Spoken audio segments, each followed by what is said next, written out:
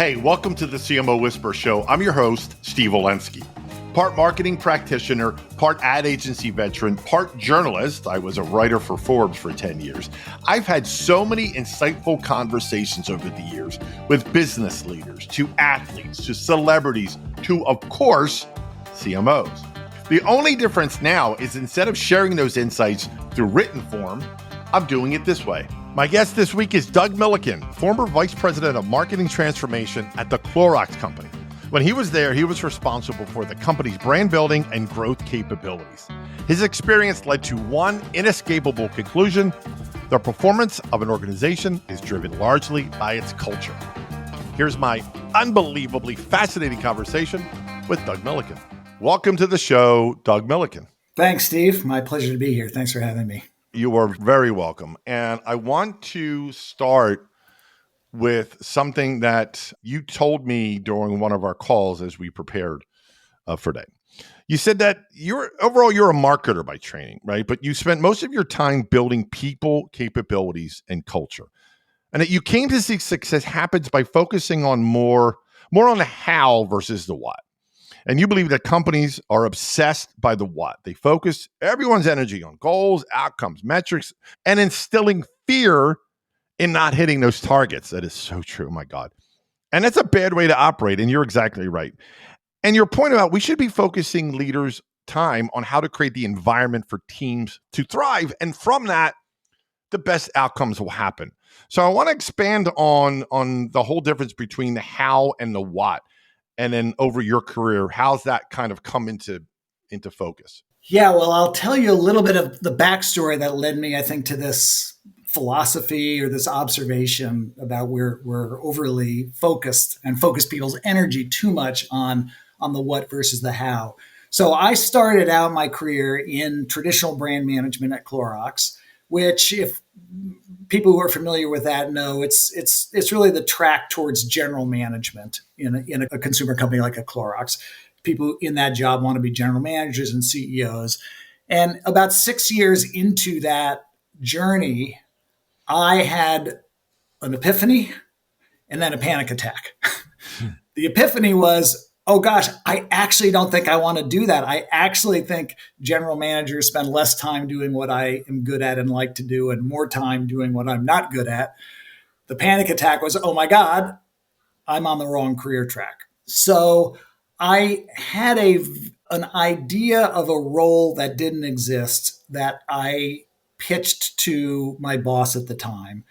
And the concept was, what I saw and what I experienced as a brand manager was every brand went off at that time and did their own thing. There was no focus on how do we do marketing at this company. There was no set of practices. There was no real underlying beliefs that we all shared about how to drive growth, what made good advertising, how do you innovate.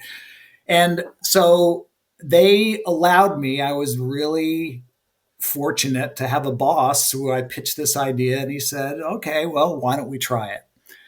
So really, for about 25 years at Clorox, I made up my own role. And it was a whole series of roles that were that thematically were all about trying to look at how we did things and how we could improve the way that we thought about and did marketing. It really became, what I later learned was, I was building the capability of the organization. And over time, which again, as I said, we didn't really have it. These things weren't articulated. So I created the first innovation process. I created the first strategy process. I created our marketing planning process. How do you create loyalty on brands? And then my last assignment at Clorox was leading digital transformation, because that was sort of the next, what's new in marketing and how are we going to approach that. So all of that work, what I realized I was doing was having an impact not by overseeing a P&L, but by helping to articulate how a group of people should think about something like how to drive growth, how to do innovation, how to craft strategy. And my influence wasn't by having a big budget and $100 million business, but was sort of a horizontal impact by getting the whole organization to begin thinking in a certain way. And as I did that, I realized it had an enormous impact on the success of brands and ultimately the company when we had a clear set of principles about what drives innovation or what drives growth strategy, what makes good advertising, and we had a way to approach that to bring it to life. It made really all the difference in the world. And that led me eventually into, this is really in a way about the culture of an organization. Mm-hmm. You're creating the environment for people to operate in. And I was always in that space. Now I was in a company, it's a high performing and a high performance company. What I noticed, what became apparent over time is really when you look at the drama in most companies, the drama is about the what. We're talking about and we're emphasizing for people and we're wanting to put their nose in what are the goals? What are the objectives? What's the number? What are the milestones? Are you tracking? Reconciling your performance versus your objectives. And underneath that is almost always a fear based, hey, if you don't hit that, like, Yeah. first of all, I'm not sure if you're going to hit it. So we're going to talk about it and talk about it and track it and measure it and performance Yeah. review on it because I'm scared we're not going to hit, difficult targets. And I'm going to pass that fear on to you. So underneath all of this obsession on the what is this, I think, is a fear. And what I realized was those are all outcomes and they are incredibly important. Of course, you have to hit those things. But the way you hit those is by Yep. creating an environment in which people can be their best. And when you get that environment right, call it the culture, then people perform. And we spend all of our energy on the what and not a lot of energy on the how. And I think, in a way, my career and my current focus was really always about the how. And that's what led me to sort of this, I guess, philosophy. Yeah, yeah, no, it's fascinating. And a couple questions right at the top of my head. What was the reaction internally from your bosses and their boss? Like, I'm going to go out on a limb and say what you were proposing was somewhat radical. Well, I didn't always talk about it in those terms. So I understood the organization and I made sure, and I believe what we're doing is all in service of performing better. It's just that the way we want to get there is by having more focus on our culture, people, Mhm. practices, beliefs. And if I was able to describe that with the right balance, and that's what I was able to do, and therefore they let me keep doing this. Now, Mhm. there was always tension because I would be told, hey, am I being sort of performance focused enough? I had the nickname of Doug's the professor, and so I was always on this line, but I was fairly careful to make sure that I was always trying. The goal was always better performance. It's just how do you get to that goal? You get to the Yep. goal by not overemphasizing the goal, but overemphasizing how we're going to get to that goal. But it was a dance. How did you show success then? So usually what I would do, I'll give you an example. Mhm. I asked a very basic question. Do we really have an articulated set of beliefs about how you get large, mature brands to grow? Clorox bleach, Pine Sol, Kingsford charcoal. These are Clorox brands. And every general manager had an idea about how they would grow a business, but we didn't actually have any underlying beliefs at Clorox about how you really do this. So I went out and I studied about 15 brands, mature brands that had grown 3 times the category average over at least 5 years with very little innovation. It was all organic growth. And I essentially found the pattern of what do these businesses do in common that cause this incredible growth. And out of that, I distilled these principles and compared those to what we did at Clorox and found, wow, we're actually not doing about 4 or 5 things that these high growth mature brands do. So I would always first ground my ideas in external success. Here's 12 successful brands. Here's us. Let's look at the difference. Okay. And that would sort of help to sell in, let's do what we're seeing as external success. Then I would generally translate that into, well, what's some internal frameworks or process that we can do? In this case, it was a change to how we thought about strategy and how we thought about product performance. Mm-hmm. And we would put those things into place, and we would have brands. We would usually pilot something. Let's have a brand go through this process and articulate a new way of articulating their strategy. And then let's see how that goes. First, there's a qualitative part of it. Did that team feel like this was a really improved way of going about something? Oh, yeah, they loved it. And then are we starting to see results behind it? Sometimes that would lag, but I was there long enough, 35 years, that these ideas that I would put into practice, I would then be on the hook to show, hey, our innovation rate is going up, the growth rate on the business is going up, whatever it might be. So I had to, and typically was able to show some improvement to the business through these practices. Yeah, because like you said, or I mean, look, the powers that be are going to go, this is great, but what's it doing to drive revenue? Yeah. At the end of the day, we all know that. That's the ultimate, right? The difference makers thing. This is really interesting. So, you said your experiences, you've studied people who had no formal authority, but can drive huge change. Yeah. Now, you reference the enterprise level, but I'm going to assume you believe it to be at any size company, right? Yeah. That people who have no quote unquote formal authority can still drive change, right? Yes. Someone listening to this who goes, okay, I'm not a VP or above. I have no formal authority. What advice can Doug give me to start implementing change at my company? So I'll just describe quickly how this idea of difference makers came about. It came about really, in what I was describing in my background. Most of my time at Clorox doing this work, I had either no team or a very small team. I had really not a lot of formal authority, even though it was successful and I was promoted up, as a VP of marketing there. But I didn't have really generally large teams or really any budget. And my ability to drive these changes in how we worked was mostly through influence. So it got me really kind of interested in, I was a bit different at the company in what I was doing. And a lot of times I felt a little bit, sort of on my own island in terms of being the way I was operating. And I got interested if there are other people who are kind of like this, because I was having a very large impact at the company. I was changing how we did, these enterprise capabilities.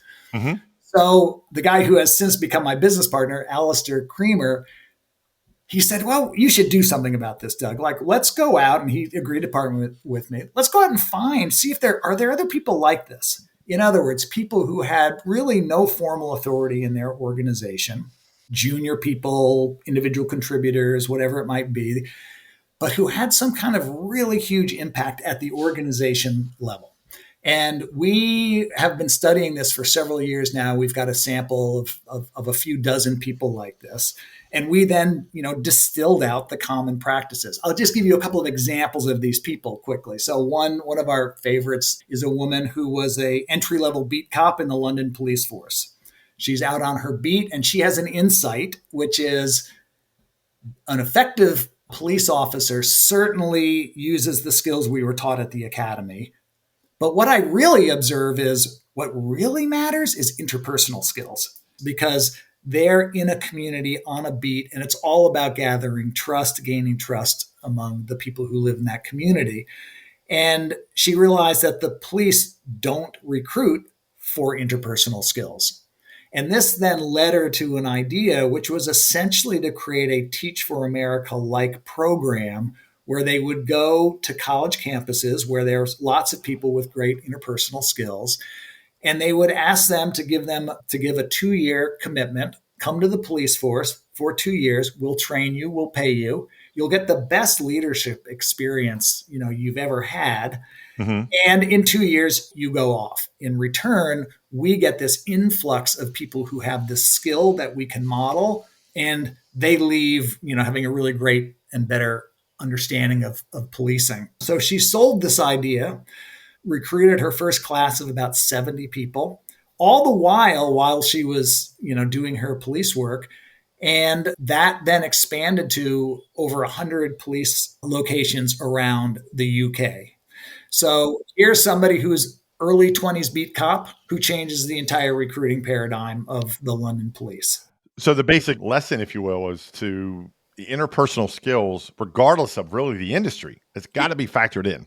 That is definitely a great insight. So Tor, this woman, is an example of this difference maker. And what we discovered when we've gone through and, as I said, studied several dozen people like this, they tend to have four behaviors in common and some skills underneath that and some personal qualities, which I can go into. And the thesis that we have is companies need people like this because these people are not evenly distributed in an organization, and they're not all in the C-suite, and they're not always even the people who might be on your high potential list.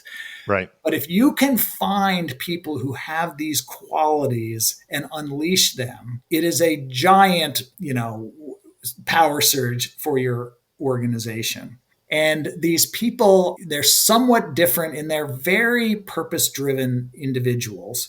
They're very clear about the kind of contribution that they want to make, not only in their organization, but in their, in the world at large. They're pretty clear on some sort of a purpose that's larger than their specific job. And they then lead with a very compelling idea, like the idea in this example of we need to improve the interpersonal skills of the police force.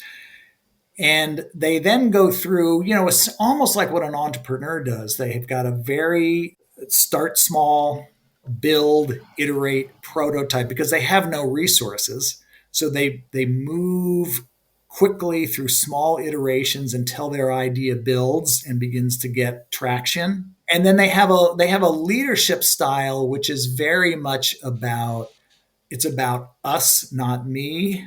It's about how I'm going to help us and as an organization improve. They're really more servant leader type people. So they generate pull from their organization. They're not kind of the bomb throwers or the pirates who are trying to tear the organization down and talk about what it's not doing, because that just gets the defenses of the organization up. They're all about going with the culture and lifting it up. And therefore they're able to attract people to their cause. And over time, as a result, these people who have no formal authority end up with an incredible idea that they're able to build with the resources that they have available. And eventually, through their interpersonal skills and leadership style, build this pull. And eventually, this is how they can create an enterprise level impact despite having started out with no authority. Right. It's fascinating. It really is. I want to shift, though, to something else that you call the role of culture in digital transformation. Yeah. That's a very interesting dichotomy, right? And you say you learned that it's 80% culture, this digital transformation. So I'm fascinated to hear, and I know you mentioned what you did at Clorox it hinged on two separate things about why the digital transformation was successful and the role of culture in it. So talk a little bit about that. Yeah. So as I mentioned, this is my last role there was leading digital transformation, initially at the company level, helping to craft the enterprise strategy, and then leading the marketing element of the digital transformation. And I came at that from a non-technical background. And so what I learned was, and I think this is no secret, the technical part of digital transformation is obviously fundamental. It's important. It's difficult, but it's the relatively smaller part, and it's the part that's more straightforward to execute. What really drives success or not success is more the culture part of a digital transformation. And the reason for that is, by definition, in a transformation, you're asking people to do things differently. You're asking them to value different things. You're saying, I want you to value data. I want you to value agility. You're asking them to act differently. Typically, you're going to do, small cycle iteration. You're not going to waterfall, these types of things. Very different process. You're going to reward people differently. You're going to reward them for action versus, working things out in their head beforehand. So it's all about a culture change, the change in values and behaviors. And if those things don't get changed, then the technology that you put in place Mm-hmm. can never get used. Now, the thing I learned that's a subtle and important distinction here is that the culture change differs by the different groups within the organization. In other words, there's usually a team who's doing the transformation work. They're the ones who are developing the technology, architecting it, trying to figure out the new processes, selling it in eventually to a business team. But there's generally some kind of a transformation team. Now, that team has a cultural challenge, which is actually you've got to create an innovation team that has a sense of psychological safety, belonging, that enables that group of people to innovate and do very difficult work. And you've got to create an environment where that transformation team can succeed. And as I said, I found that's very much about an environment of psychological safety for that team. But then you've got the business teams are going to implement. Typically, the P&L owners, the divisions are going to implement this, and they're going to scale that change. And that's a different culture challenge because those are the guys who now have to start valuing things differently, acting differently, and you've got to create a culture change that's going to allow them to catch this transformation potential and actually put it into practice, changing processes, changing team methodologies. And there's really a culture change effort quite distinct for those teams. And then the third group is actually the leadership of the company. They also have to have kind of a culture change, but again, it's different and it's maybe the hardest. They have to really emotionally believe in the need for doing transformation. They have to be okay with a sense of vulnerability because many senior leaders today didn't grow up in digital, and it's often difficult for them to be in this position of leadership, helping to steward this huge change in an area where they don't have much subject matter expertise. They have to be very curious. They have to ask for work in a new way. So there's a culture change actually of the leadership team, which is kind of distinct. So people will often say culture change is the biggest part of a transformation, which is true. But there's this level, I think, of distinction that there's different culture change effort depending on the part of the organization and the way in which they need to change to facilitate success. It's a really interesting, the psychological safety. I mean, my gosh, that could go so many different ways, right? And I would imagine it's a very, very fine line when you get into words like that, establishing that safety zone or comfort zone, if you will, right? Mm-hmm. How do you do that? It is a fine line. I think what's really important in that line is psychological safety doesn't necessarily mean comfortable, and it absolutely doesn't mean that it's not a high performance environment. The definition I love of psychological safety is I feel like I can stick my neck out and my head won't get chopped off. And what you're really trying to get after there is that people feel that they can speak up. They can speak up with their ideas, even if they're not sure if it's a great idea or if the group will accept it or if it's a half baked idea. So they feel they can put their ideas forward.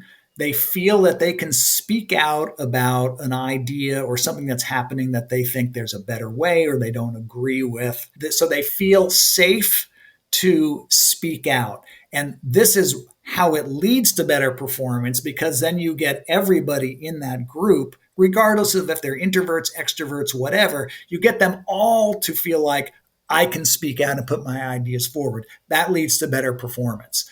So generally, the way that we did that on the team that I was leading at the time, there's certain techniques that are fairly well understood.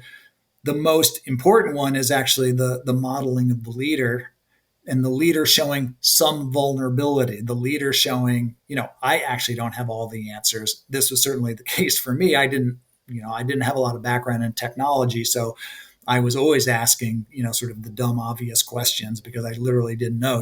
Can somebody explain what a cookie is? Can somebody explain what is an API? And I would ask the questions everybody else was wondering about, but was too embarrassed to ask. So there's a whole thing about people feeling like, okay, I see the leader is acting in a way that is not the sort of always large and in charge, and they're vulnerable. And then there's just really an element of understanding people's ideas, about working the idea, not the person. There's quite a lot about, on a team, having people on the team know each other, not just on a work level, but on a professional level or personal level. You want people to say, hey, I'm part of this team. And I think people on the team, they really know me. Like, they know the all of me, and they accept me. And if you feel that people know you and accept you, you feel like, hey, I belong. And I think now I can speak up, and again, my head won't get chopped off. And so there was a lot of work we did about this sense of creating a sense of belonging, about knowing each other, little tiny rituals. How do people get onboarded into a team? What do you do in your weekly meetings, in your town halls, all of these kind of things. But again, it's about creating this environment where people feel they can speak up without the potential of reprimand, but it is all in service of better ideas leading to better performance. And there can still be obviously a lot of challenge in the work and a lot of stress in the work. It's just your comfort with putting your ideas forward. You mentioned too that, again, when we talked earlier, how do you scale culture change? And you said something really interesting. And you said there's no such thing as, quote, organizational change. It's at a personal level. That's a big one. Yeah. Where I think so many companies throw out the phrase organizational change and just thinking it's just done, one fell swoop without one thought to the actual individuals going through the change. How do you deal with that? How do you get leaders to understand? No. This is, you may call it one thing, but it's still individuals. Yeah, this is one of the big lessons, and it's one of the things that in my current role in our culture practice that we really focus on when it comes to scaling an evolution or a change in a culture. Change is personal.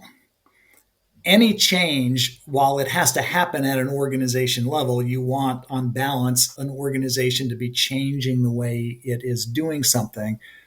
It all is a roll up of individual people, and you're asking people to change either how they think about something, almost always about how they are going to approach something. So, in a way, my point there is there isn't really this thing called organizational change. That's sort of just an abstract idea. It's just a roll up or an outcome of change that literally happens person to person. And in a successful culture change across a large group, there's really no substitute for some set of methods that gets people at an individual level to reflect on the change. And there's two things that we do, or that I would suggest help in this. There's two things people need to grapple with. One is we always have people reflect on, how will this change benefit me personally? So we did some work about trying to have an organization become bolder. So one question is, well, if you were bolder, how would that help in your life? And we have people go off, and you're going to think about that for a day or two, and come back. And we would have examples in these workshops where somebody would say, well, you know what, I went home and I've had this tension with one of my kids, and not quite, I've not had the courage yet to bring up this issue. And last night I decided I'm going to raise the issue. Well, we had this incredible discussion and dialogue. We broke through on this issue. Oh my gosh, I can see how being bolder, pushing outside of my comfort zone, it can really have an improvement for me personally. So the first thing is having people reflect on that question. The second one, it's sort of the other side of this coin, which is to have people reflect on what am I going to lose when I go through this change? Because the fact is, when you make a change, you certainly, of course, gain something. That's the whole idea. But you do have to give something up, even if that change is good for you. What you might give up in this example is, I keep the peace. And I'm going to have to give up maybe on some of this keeping the peace, even though I know maybe it's not really keeping the peace. There's always this tension. It could be you say, I'm going to start working out. Well, I can see how that's going to have a great benefit for me personally. Well, yeah, but what are you going to give up when you start working out? Oh gosh, well, I'm going to give up time. I'm now not going to have an excuse for whatever, you might be worried about. So if you can get people to really, at an emotional level, think about how this change is going to benefit them, but also what they're going to give up, you get them through this change and you get them wanting to act in this way. Now, the challenge organizationally is the company has to be willing to really go through the time and effort to make that happen. This is often workshop-based work. But, what most companies want to do, and I understand it, we're impatient. Results have to happen. They have to happen fast. We want to do the town hall. We want to do the quick blast out. We want to tell people this is how we want to act now. And you want it to be over and done. But it just doesn't work because people have to go through this processing, and a company has to be willing to have a little bit of patience and to put some effort, into cascading these kinds of reflective questions all the way down. Understood. Yeah, it makes a lot of sense. Hey, look, I know we're coming up against it. What an absolutely incredible conversation. Your insights, I know, are going to help so many people going through these situations, whether they're in leadership role or not. And that's what's great about what you impart, Doug. It's lessons for really anybody at any level of a given and any size company. I know we talked about a lot of enterprise, but they're applicable to any size company. Absolutely. I think it's not only a company, but all of these things are applicable and very actionable at a team level. The idea of how are we as a team within a large organization? How are we going to act? What's our culture going to be? How can we bring out the best in people? How can we help people be difference makers? It really starts at a team level and rolls up to an organization level. Well, listen, thank you. What an incredible conversation. So, my pleasure. Glad we had the chance to talk about these topics. Well, that wraps up another episode of the CMO Whisperer Show. I hope you shared this episode with your friends. And if you have not already, please subscribe to be kept up to date on all the latest episodes. And if you're so inclined, leave me a review on your favorite podcast platform. Thank you.